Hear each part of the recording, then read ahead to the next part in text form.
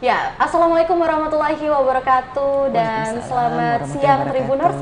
Senang sekali rasanya saya Kinan Aulia bisa menyapa Anda dan langsung dari kantor Regional 4 Pelindo. Luar biasa sekali ya hari ini, karena pada hari ini juga kita akan bincang dalam program VIP bersama Pelindo Regional 4. Nah, dalam kesempatan kali ini juga Kinan akan memberikan informasi bersama narasumber yang pastinya luar biasa, karena pada hari ini kita akan membahas satu tema yang sangat spesial sekali Tribuners, terkait momen kesiapan Pelindo Regional 4 hadapi Natal 2022 dan Tahun Baru 2023. Seperti yang kita ketahui bahwa memang untuk Pelindo sebagai BUMN atau Badan Usaha Milik Negara, PT Pelindo sendiri ataupun juga Pelabuhan Indonesia ini sebagai penyedia jasa fasilitas di kepelabuhanan yang juga akan memastikan kelancaran dalam rangka transportasi angkutan laut. Lantas seperti apa mungkin memanfaatkan momen Natal dan Tahun Baru 2022 ini, yang kita ketahui bahwa 2 tahun kemarin Pelindo juga sempat berada pada titik tidak adanya mungkin transportasi di laut karena pembatasan-pembatasan. Dan seperti yang saya sampaikan langsung dari kantor Regional 4 bersama narasumber yang sangat spesial sudah hadir bersama saya, ada Ibu Endriani Muiz sebagai Regional Head 4 Pelindo. Kita berkenalan dan lebih dekat dengan beliau. Assalamualaikum warahmatullahi wabarakatuh, Ibu. Waalaikumsalam, Mbak Kinan. Selamat siang, semangat pagi Bu ya. Iya, siap. Baik. Walaupun cuaca di luar tidak mendukung, tapi tetap kita semangat. Betul. Ini pertama kali ketemu dengan Ibu dan luar biasa sekali. Bukan hanya mungkin dari sebagai pimpinan, tapi juga cantik luar biasa ya. Terima kasih. Baik, gimana kabarnya Ibu? Alhamdulillah sehat, baik. Alhamdulillah. Ya. Nah, biasanya mungkin kalau Ibu Endriani sendiri akrab disapa siapa sih mungkin kalau di Endri kantor? aja. Oh, Ibu Endri. Ya. Baik. Nah, Bu Endri mungkin sebagai regional head di Pelindo tak lepas dengan kesibukan atau mungkin pastinya padatnya jadwal. Di awal perbincangan kita, aktivitas sebagai regional head 4 Pelindo apa saja mungkin Bu Endri? Ya, makasih Mbak Kinan. Jadi regional itu fungsinya sebagai koordinator untuk cabang-cabang yang berada di wilayahnya. Jadi mungkin sebelumnya mungkin Mbak dengar Pelindo 1, Pelindo 2, Pelindo 3, Pelindo 4. Namun setelah merger 1 Oktober 2021 itu dibagi region. Jadi sekarang region 4 dengan wilayah yang sama dengan ex Pelindo 4 dulu. Jadi kami menangani 25 cabang di 11 provinsi, dari Kalimantan Utara, Kalimantan Timur, kemudian seluruh Sulawesi, seluruh Maluku, Papua dan Papua Barat. Totalnya 25 cabang. Ya, jadi itu terdiri dari 11 provinsi, Mbak. 11 provinsi. Iya. Artinya ini memang cukup padat juga nih. Rentangnya cukup luas, Mbak. Luas dan banyak ya untuk wilayah kerjanya sendiri. Jadi kebijakan-kebijakan yang telah ditetapkan oleh kantor pusat, kami istilahnya mengawal dengan menerjemahkan ke cabang-cabang, dan kami memonitor kegiatan-kegiatan yang dilakukan oleh cabang-cabang di bawah wilayah regional 4. Kurang lebih seperti itu. Baik, terima kasih Bu Endri. Lantas mungkin sebelum kita membahas bersama Tribuners ya terkait juga momen ataupun juga persiapan menyambut Natal dan Tahun Baru 2022 serta tahun 2023, mungkin lebih dekat dengan regional head, bisa dijelaskan juga mungkin Bu Endri terkait profil secara singkat boleh terkait regional 4 Pelindo dan juga fungsi yang mungkin teman-teman Tribuners dan pemirsa belum cukup mengenal regionalnya ya. Iya. Iya. Jadi seperti yang saya singgung tadi, jadi fungsi utama regional itu adalah untuk koordinasi sebagai koordinator. Iya. Jadi kami punya 25 cabang di 11 provinsi dengan karakteristiknya masing-masing. Dengan target masing-masing. Kami harus monitor agar semua kegiatan di cabang-cabang berjalan dengan baik. Tentunya kami sendiri juga punya tim di regional yang terdiri dari operasi, komersial, teknik, SDM dan umum, yang gunanya untuk membantu teman-teman di cabang dalam menjalankan kegiatannya. Kurang lebih seperti itu. Baik, ini ada dua dua hal yang saya highlight juga terkait target dan juga koordinasi dari cabang-cabang ya. Nanti kita akan masuk lagi ke sana Tribuners. Tapi sebelum itu kita akan singgung juga nih terkait tema kita yaitu momen Nataru. Ini kan 2022 betul untuk menyambut tahun 2023 Bu Enri sendiri. Apa saja sih yang sudah dipersiapkan oleh Regional 4 Pelindo dalam menyambut Natal dan juga Tahun Baru 2022. Ya, mungkin pertama saya jelaskan dulu di seluruh wilayah Pelindo, 1, 2, 3, dan 4, regional 1, 2, 3, dan 4 itu ada 63 terminal penumpang. Wow. Dari 63 terminal penumpang itu sebanyak 20-an itu berada di wilayah regional 4 atau sekitar 30%. 30% ya? Ya, sekitar 30%. Demikian pula dengan arus penumpang. Jadi pada tahun 2021 itu dari total sekitar 958.000 penumpang yang berkegiatan di seluruh Indonesia di Pelabuhan Pelindo, itu sekitar 422.000 atau 44% yang berkegiatan di wilayah regional 4. Ya, mungkin karena wilayahnya cukup luas, kemudian di daerah regional 4 ini sebagai hub dari barat ke timur, timur ke barat, sehingga dibandingkan dengan wilayah lain di regional 4 yang terbesar kontribusinya untuk arus penumpang. Kurang lebih seperti begitu. Nah, ini ada beberapa cabang juga terkait untuk masalah komunikasi dan koordinasi. Lantas seperti apa mungkin Bu Enri peran Regional 4 dalam hal ini yang 30% untuk persentasinya dalam melakukan koordinasi? Maksudnya 30%? Ya, dalam 30% tersebut seperti apa mungkin jalur koordinasi yang dilakukan? Ya, ini kita berbicara tentang arus penumpang, Mbak, ya. Betul. 30%. Jadi karena memang di wilayah, jadi yang kami lakukan adalah persiapan terminal penumpang kami sehingga bisa melayani penumpang dengan baik dari aspek kenyamanan, keselamatan, dan lain-lain. Seperti contoh, mungkin Mbak sudah pernah masuk di Terminal Makassar ya? Iya, betul. Pernah ya? Jadi alhamdulillah kalau Makassar memang salah satu terminal kita yang paling besar, itu ada toiletnya, kemudian wifi, ada AC, sekarang saya lihat ada sudut baca, ada ruang menyusui, ruang kesehatan, dan lain-lain. Bahkan di Makassar sendiri kan ada 2 terminal penumpang, yang di terminal yang untuk ruang tunggu dengan yang di drop off di depan.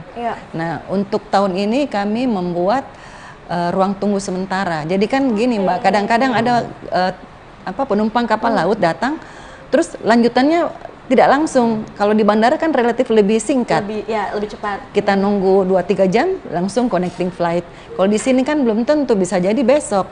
Jadi datang hari ini, kami menyediakan ruang tunggu sementara itu di terminal penumpang kedua. Itu luasnya sekitar 200 hampir 300 meter persegi, itu bisa untuk sementara menampung 200 orang untuk penumpang lanjutan. Dan itu salah satu wujud kepedulian kita untuk kenyamanan penumpang. Dan pastinya kalau kita membahas Bu Enri terkait hospitality ataupun juga kenyamanan para penumpang, pastinya peningkatan fasilitas diperlukan juga pastinya sebagai bentuk inovasi dan kepedulian dari Pelindo sendiri terkait penumpang-penumpang yang juga melakukan prosesi transportasi angkatan laut.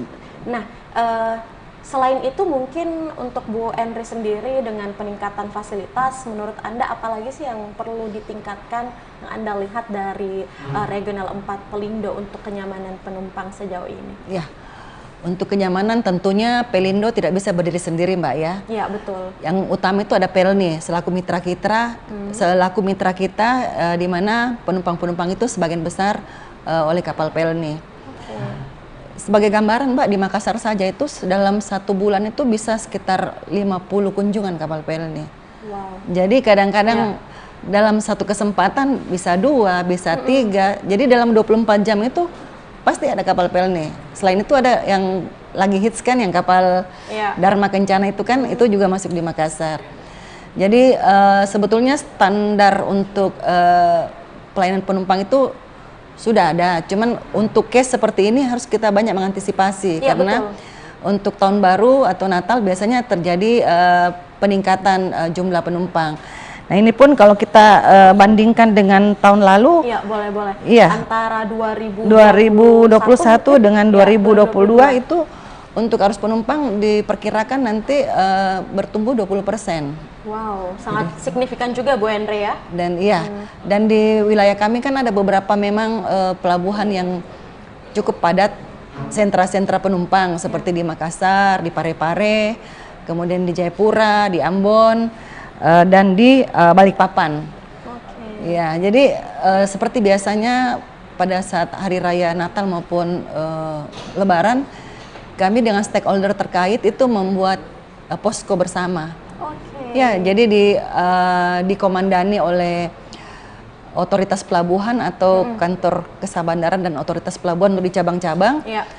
Kita bersama, jadi ada unsur regulatornya, Pelindo, Pelni, kesehatan pelabuhan,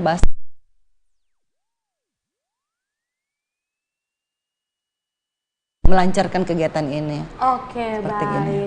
Artinya ada beberapa pihak ya yang juga turut serta dalam mengkolaborasikan, apalagi terkait transportasi angkutan laut ini. Jadi ada banyak juga nih Bu Henry yang kita lihat. Ada posko, setiap cabang ada posko yang 24 jam. Kemudian di sisi Pelindo sendiri kami ada aplikasi, jadi teman-teman di cabang setiap hari wajib report.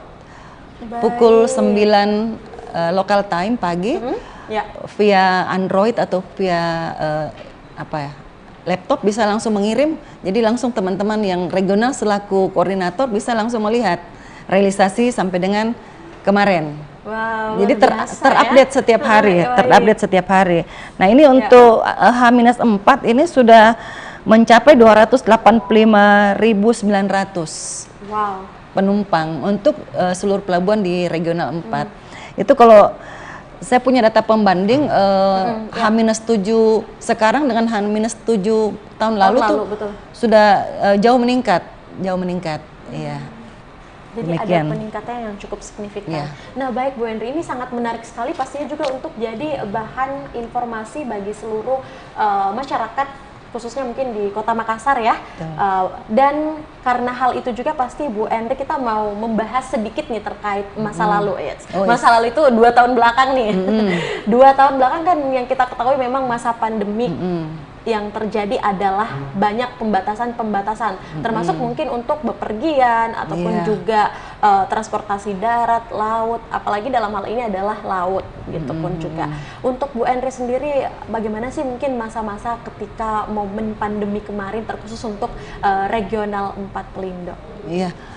Jadi pada masa pandemi kemarin terutama 2020 ya, 2020, 2021 saya memberi satu gambaran yang paling kelihatan tuh Makassar. Kebetulan pada saat itu saya jadi GM di cabang Makassar. Oke, baik Bu. Jadi saya hanya bisa mengatakan arus penumpang itu terjun bebas.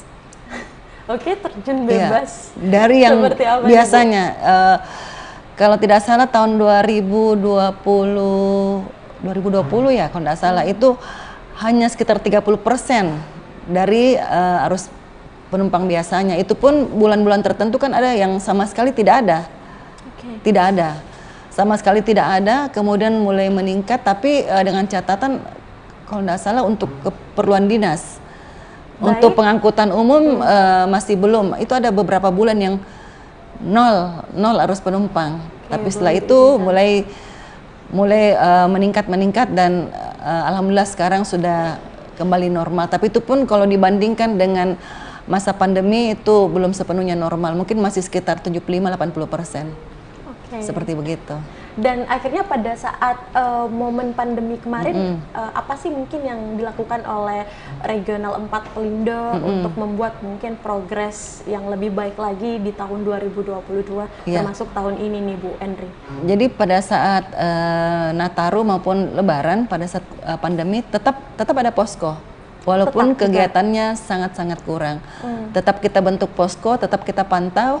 Nah, kesempatan itu ya kami gunakan untuk pembenahan, misalnya kita pasang wifi atau kita benahi bagian yang rusak, kita mungkin cat kursi-kursinya, pembenahan di terminal penumpang, seperti begitu. Saya mau kembali bahas lagi Bu Henry terkait arus penumpang. Ini kan tadi Anda mengatakan ada kenaikan yang cukup signifikan ataupun juga sekitar persentasenya 30% nih dari tahun 2021. Iya. Ya. Nah, apa sih mungkin rute dari arus penumpang yang mungkin yang paling signifikan atau yang paling banyak di tahun 2022? Kalau 2022 sampai saat ini yang terbanyak itu masih Makassar. Masih Makassar. Makassar, Parepare, Ambon, Jayapura, dan Balikpapan. Nah, kalau Makassar kan memang dia banyak karena dari barat ke timur, timur ke barat. Nah, kalau kami mengecek rute-rute kapal PLN itu ada yang ke Bau-Bau, ada yang ke Surabaya, ada yang ke Kalimantan. Jadi boleh dikata Makassar ini hubnya. Makassar. Nah, kemudian selain itu ada daerah-daerah tertentu juga terutama yang dominan Nasrani seperti di Manado atau di Jayapura, itu biasanya tujuannya itu ke pulau-pulau di sekitar seperti Manado ke Sangir, ke Talaut, ke pulau-pulau kecil itu. Kalau momen Natal ya biasanya cukup besar penumpangnya. Tetap ada jangkauan juga sampai ke sana, Bu Henry ya. Nah, baik, itu adalah momentum juga di tahun 2021, 2020, kemudian disusul di 2022 pada saat ini. Ada beberapa kabar baik ataupun juga angin segar yang kita lihat ya dari progres Regional 4 Pelindo dan juga mungkin penyediaan fasilitas maupun juga sarana dan prasarana. Nah, terkait hal itu Bu Henry, untuk kesiapan menyambut 2023 sejauh ini mungkin apa saja yang sudah Regional 4 Pelindo siapkan untuk menyambut tahun baru lagi ke depannya? Untuk tahun baru biasanya satu rangkaian sama Natal tahun baru ya, tetap kita siapkan terminal kita siapkan orang-orang kita H+-15. Jadi terpantau, ini terpantaunya secara berjenjang sampai ke kementerian. Jadi mulai 10 Desember sampai dengan 9 Januari semua pergerakan itu terpantau dan harus dilaporkan untuk mengantisipasi pembeludakan. Apabila terjadi jumlah penumpang yang cukup besar, itu biasanya kami antisipasi kalau terminalnya tidak bisa mengakomodir semua, biasanya kami menambah tenda-tenda di sekelilingnya. Tapi itu bersifat temporary. Apabila penumpangnya sudah berangsur normal, kita kembali masuk ke terminal. Dan kami terus meningkatkan kenyamanan di terminal penumpang. Sebagai bentuk kepedulian dari Regional 4 Pelindo dan juga keamanan. Dan keamanan pastinya. Apalagi kalau kita lihat sekarang memang curah hujan yang cukup tinggi. Jadi sehingga himbauan yang terus disampaikan juga kepada masyarakat. Namun sebelum Bu Henry mungkin menyampaikan himbauan, apa sih mungkin yang akan dibuat oleh Regional 4 Pelindo sendiri terkait terobosan atau inovasi? Kira-kira mungkin Bu Henry sendiri sudah ada yang dipersiapkan nih untuk 2023? Ya, jadi kalau berbicara tentang inovasi, rasa-rasanya dari teman-teman sudah cukup banyak terobosan. Dan bukan cuma dari kita. Lingkungan sekitar kita pun ikut berkontribusi untuk itu. Jadi bagaimana kita pengamanan, terus kerjasama untuk mengatur pola. Kadang-kadang kan kalau lagi peak penumpang kan di beberapa pelabuhan pun yang kegiatan penumpang maupun kegiatan barangnya bersamaan itu harus ditata sedemikian rupa sehingga tidak saling mengganggu. Iya, betul. Iya. Dan tadi yang sudah sempat saya singgung itu yang ruang tunggu sementara menurut saya sangat-sangat efektif. Jadi mereka sambil menunggu kapal berikutnya bisa beristirahat, itu teman-teman cabang Makassar sudah menyediakan. Dan kami ke depan juga menghimbau ke cabang-cabang apabila terjadi case seperti itu agar disiap, kalau memang space-nya memungkinkan kita buat ruang tunggu sementara. Nah, terkait dengan cuaca, beberapa hari lalu kami kan Zoom dengan BMKG, kami memang disampaikan tentang prediksi sampai dengan tahun baru dan memang kurang mengembirakan beritanya. Jadi apa yang kami dapatkan, kami langsung beri petunjuk ke cabang-cabang tentang hal tersebut dan bagaimana kita mengantisipasinya. Bagaimana cuaca tersebut, kemudian koordinasi apabila cuaca buruk, tidak memaksakan untuk berlayar, terus mengatur sedemikian rupa alur penumpang, alur barang, kemudian memastikan kondisi sekeliling pelabuhan itu aman, memangkas pohon-pohon dan sebagainya, drainase, karena hal-hal kecil seperti itu kalau kita tidak care itu membahayakan pastinya juga, Bu ya. Contoh sederhana masalah drainase, kita anggap biasa, tapi kalau pada curah hujan tinggi dan posisi tertentu penuh dan tergenanglah daerah di situ. Oke, kurang lebih seperti itu. Baik, terima kasih Bu Henry. Ini kita udah dapat langsung edukasi dan catatan ya. Jadi bagi pemirsa maupun juga teman-teman Tribuners dimanapun berada yang mungkin ingin melakukan perjalanan laut ataupun juga ingin mudik, ini jadi catatan banget buat teman-teman dimanapun berada terkait kenyamanan dan yang paling penting keamanan. Apalagi tadi kita sudah dengarkan juga koordinasi terkait teman-teman yang ada juga di Regional 4 Pelindo bersama dengan BMKG. Nah, mungkin di segmen berikutnya kita juga akan membahas bersama Bu Henry mungkin seperti apa tantangan yang paling dirasakan dalam akhir tahun ini di 2022 sebagai Regional Head 4 Pelindo. Dan strategi apa saja yang akan dilakukan oleh Ibu Henry, nanti kita akan jawab di segmen kedua seperti apa juga perjalanan karir beliau. Jadi jangan kemana-mana Tribuners, kita akan kembali seusai jeda berikut dalam program VIP bersama Regional 4 Pelindo.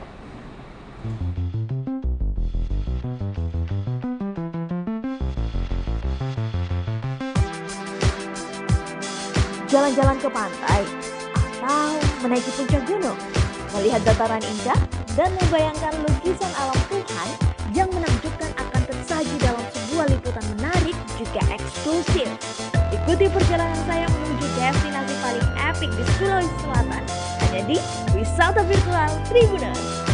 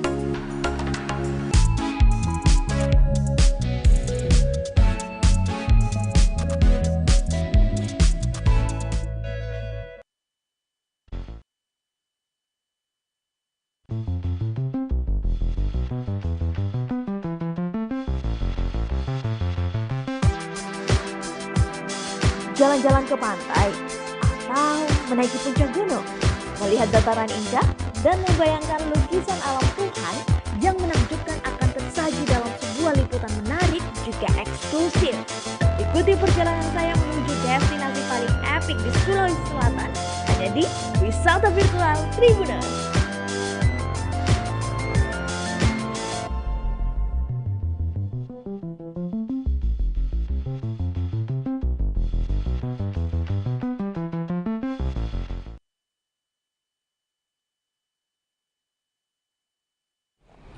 Ya, baik, terima kasih Tribuners masih setia menyaksikan program VIP kita bersama Regional 4 Pelindo dan langsung dari kantor Regional 4 Pelindo. Nah, tadi di awal kita sudah banyak mendapatkan informasi dan juga edukasi langsung dari Regional Head 4 Pelindo ya bersama Ibu Endriani Muiz. Kita kembali menyapa beliau dulu. Apakah masih bersemangat nih? Tetap semangat. Tetap semangat. Kalau katanya Bu Endri dalam membuka segmen awal kita tadi itu adalah semangat pagi ya. Semangat pagi. Sekalipun sudah mau masuk siang.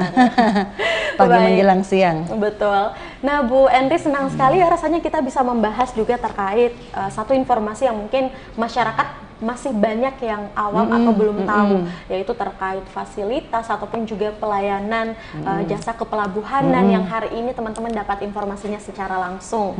Nah, terkait hal itu bagaimana mungkin untuk masih dengan momen Nataru dan juga tahun 2023, seperti apa tantangan yang Bu Endri dan mungkin jajaran ya terkhusus di Regional 4 Pelindo yang paling dirasakan gitu untuk menutup akhir tahun 2022 ini? Tantangannya ya? Iya, betul. Iya, terima kasih Mbak. Jadi mungkin saya flashback lagi cerita tentang merger Pelindo 1 Oktober 2021. Oke, baik. Jadi kan Pelindo yang tadinya terbagi 1, 2, 3, 4 itu menjadi satu. Ya. Kemudian wilayah-wilayah yang tadinya punya dewan direksi sendiri itu di bawah regional. Jadi bersatu. Nah, selain regional, selain itu ada subholding, 4 subholding yang bekerja di Pelindo. Jadi keempatnya ini ada yang khusus untuk peti kemas, ada khusus untuk non peti kemas, ada khusus untuk jasa maritim dan peralatan, dan ada satu untuk logistik. Logistik ya. Nah, subholding ini untuk penguatan bisnis ini bekerja sama dengan cabang-cabang yang ada di seluruh wilayah Pelindo. Baik. Nah, kita kasih satu contoh, Makassar lagi ya. Ya, boleh. Karena kebetulan kita lagi di Makassar Iya, juga. lagi di Makassar. Jadi di Makassar ini istilahnya kerjasama operasi dengan subholding multi terminal. Baik. Itu untuk bongkar muat, yang Mbak lihat bongkar muat itu dikerjasamakan dan multi terminal. Iya. Kemudian ada pengelolaan lahan seluas 1 hektar itu dikelola oleh subholding logistik. Oke.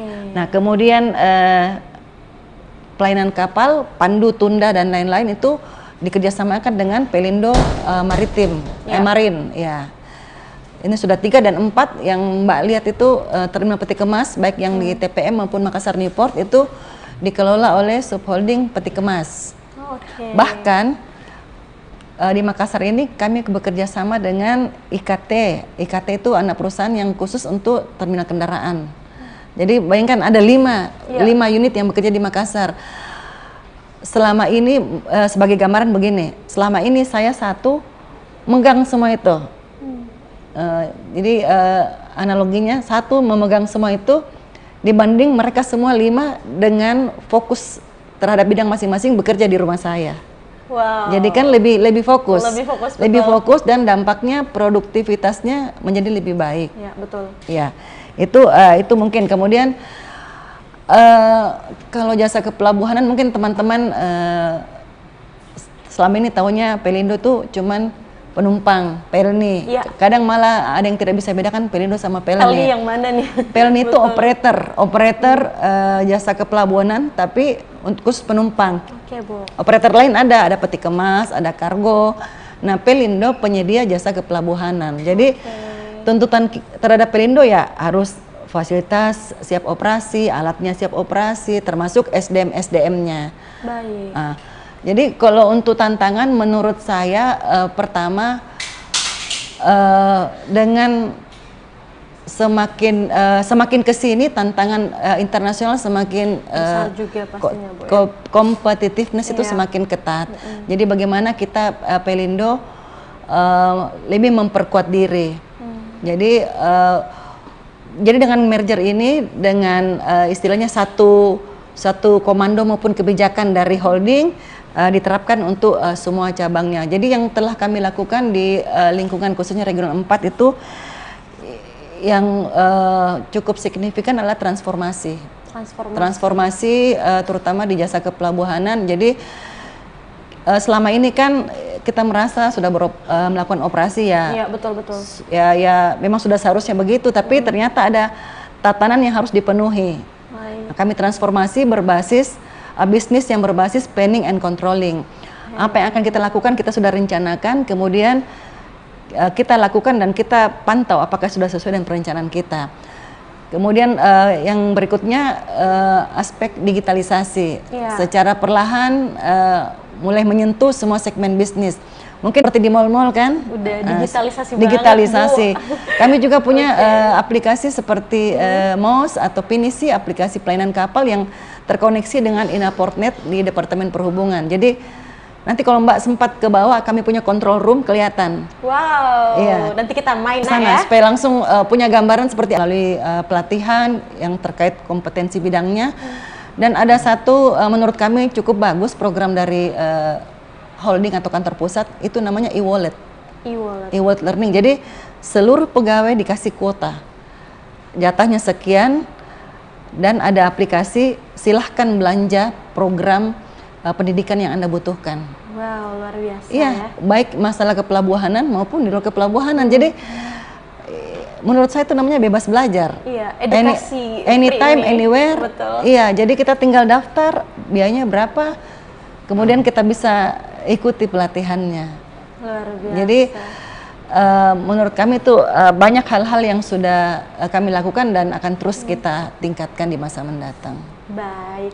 Ini kalau kita dengarkan dan amati Tribuners ya bersama pemaparan Ibu Henry, artinya dari banyaknya pasti tantangan yang terus hadir secara nasional maupun juga internasional, Regional 4 Pelindo akan terus memaksimalkan dan pastinya dalam hal transformasi maupun juga digitalisasi ini luar biasa sekali ya untuk progresnya. Wow, kita mungkin bisa beri aplaus dulu buat Ibu Henry dan juga pastinya PT Pelindo 4. Nah, itu mungkin dari segi tantangan nih, kita sudah dengar pemaparan Ibu. Sebelum kita ke lebih dekat lagi, Bu Henry, apa sih yang menjadi strategi utama menurut Bu Henry nih dari kacamata Bu Henry yang akan Bu Henry lakukan? Penguatan yang seperti apa yang akan dilakukan?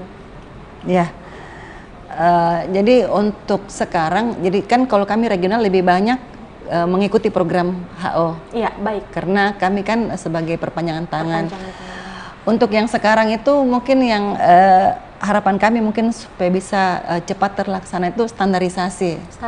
Ya, jadi itu standarisasi nanti pemakai jasa melakukan kegiatan di Sabang misalnya sampai di Merauke sama. Selama ini kan masing-masing ada mungkin ada kearifan lokal dalam pelaksanaan itu nanti akan standarisasi. Jadi di Regional 4 sendiri kami dengan potensi yang ada, baik sumber daya maupun fasilitas yang ada maupun SDM, kita sama-sama mendukung tujuan perusahaan kita dengan potensi kita. Seperti begitu. Penguatan potensi dengan adanya SDM juga ya, Bu. Artinya saling bersinergi satu sama lain. Luar biasa. Nah, kayaknya kurang afdol nih Bu Henry kalau dalam momentum kali ini Kinan dan Tribun Timur ya, dalam hal ini juga bukan hanya berkunjung di kantor Regional 4 Pelindo, tapi kita juga kayaknya ingin tahu lebih dekat dan lebih kenal lagi. Kapan lagi kita bisa gali regional head dari 4 Pelindo kalau kita nggak tahu juga seperti apa. Bu Henry jika berkenan mungkin boleh berbagi juga ke Tribuners terkait mungkin bagaimana perjalanan karir Anda terkhusus di perusahaan BUMN di Regional 4 Pelindo. Ya, makasih Mbak. Saya basicnya teknik sipil. Ya, teknik sipil Unhas. Saya bergabung di Pelindo tahun 94. Jadi saya lulus 93, saya bergabung 94. Jadi saya di bidang teknik, berkarir di bidang teknik. Kemudian saya pertama masuk itu di bagian perencanaan. Bagian perencanaan, master perencanaan makro, bagian master plan, perencanaan perusahaan dan lain-lain. Kemudian saya pindah ke teknik. Cukup lama di teknik. Kemudian 2007 saya di challenge sama direksi. Karena ada wacana direksi untuk GM perempuan. Akhirnya mencoba nih Bu. Saya di challenge, alhamdulillah saya menerima. Ditempatkan di cabang Parepare. Dan itu saya jalani selama 3 tahun. 3 tahun di cabang Parepare. Setelah 3 tahun menjadi GM, saya balik ke pusat, kembali ke selera asal, bidang teknik lagi. Oke. Bidang teknik, kemudian 2016 biro logistik. Kalau orang tahunya tuh kepala lelang ya. Kepala lelang ya. Biro logistik 1 tahun setengah, kemudian di bidang perencanaan teknik dan pengembangan bisnis enggak sampai setahun. Setelah itu jadi kepala SPI. Auditor. Kepala auditor itu 2 tahun ya kalau enggak salah, 2 tahun. Kemudian Maret 2021 dipercaya sebagai GM di cabang Makassar. Dan Juni 2022 sebagai regional head. Oke, berarti tahun ini baru saja juga baru 6 bulanan, Mbak. Baru 6 bulanan. Luar biasa, baik. Aduh, ini membuat kita para anak muda kayaknya lebih bersemangat lagi ya, apalagi sepertinya kaum-kaum perempuan yang menyaksikan kita, Bu Endri. Semoga mungkin ke depan bisa mengikuti jejak beliau juga, entah mungkin di perusahaan bagian manapun. Tapi satu pesan mungkin yang bisa Bu Endri sampaikan kepada perempuan-perempuan di luar sana ataupun juga semua teman-teman yang saat ini sedang berproses, apa sih yang jadi semangat atau pegangannya Bu Endri ini dalam dalam melakukan jenjang karir sampai saat ini? Iya, pada dasarnya perempuan itu multi talent. Coba kalau Mbak di rumah mungkin sambil masak, sambil nonton TV, terima telepon, kadang buka pintu dan terima paket. Nah, jadi kita manfaatkanlah kita punya potensi untuk itu. Dan kemudian menurut saya ini pribadi, kita sebagai perempuan jangan terlalu memanfaatkan excuse karena kita perempuan harus dapat kemudahan, harus dapat priority, privilege, itu jangan. Kita harus ikut arus, kita harus ikut bagaimana seharusnya. Ya mungkin karena saya dididik, pertama saudara saya laki-laki semua, kedua saya kuliahnya di teknik, jadi udah terbiasa dengan lingkungan itu dan survive dan compete dengan para lelaki. Itu jadi sebagai perempuan, saya pribadi jangan terlalu berharap excuse. Mentang-mentang perempuan diutamakan, diberi kemudahan, jangan. Tetap kita harus sama-sama berjuang seperti itu. Dan saya merasa ya ini pengalaman pribadi juga, perempuan itu biasanya dalam bekerja dia lebih tulus, tidak ada kepentingan. Tidak ada kepentingan, lebih tulus, tidak ada, ya kalau saya pribadi tidak ada ambisi-ambisi dan lain-lain, bekerja dari hati biasanya. Ya, dan satu yang terakhir mungkin perempuan bisa tonje. Yes. Perempuan bisa tongji. Ini aksen Makassar yang kayaknya harus digalakan di mana-mana, Bu Endri ya, biar kayaknya Endri di luar sana ada lagi nih. Amin ya. Nah, sebagai penutup dan closing statement Anda, Bu Endri bisa memberikan himbauan mungkin kepada seluruh masyarakat dimanapun berada, terkhusus yang ingin melakukan prosesi perjalanan laut ya, dalam momentum Nataru bersama Pelindo, apa yang mungkin ingin Anda sampaikan sebagai penutup? Buat masyarakat yang akan melakukan libur atau mudik dengan menggunakan angkutan laut, tetap menjaga keamanan, keselamatan, kemudian COVID pun belum mereda, tetap menjaga protokol, berhati-hati dan mengetahui jadwal-jadwal gitu. Jangan sampai terlalu lama menunggu di pelabuhan sehingga terjadi penumpukan. Jadi tetap mengikuti aturan-aturan yang berlaku. Insya Allah semuanya berjalan lancar, selamat dan bisa berkumpul dengan keluarga tercinta. Wow, ini kalau kita bahas momentum mudik kayaknya nggak pengen berhenti ya. Luar biasa. Yang jadi poin utama buat teman-teman Tribuners yang disampaikan oleh Ibu Regional Head 4 Pelindo adalah terkait bukan hanya kenyamanan tapi juga keamanan yang selalu titik beratkan ya di sini sebagai poin utama juga. Kalau gitu buat teman-teman Tribuners yang secara online maupun juga offline ya yang menyaksikan kita dan seluruh kru yang berada di belakang kamera, kita berikan aplaus yang meriah buat Ibu. Luar biasa sekali.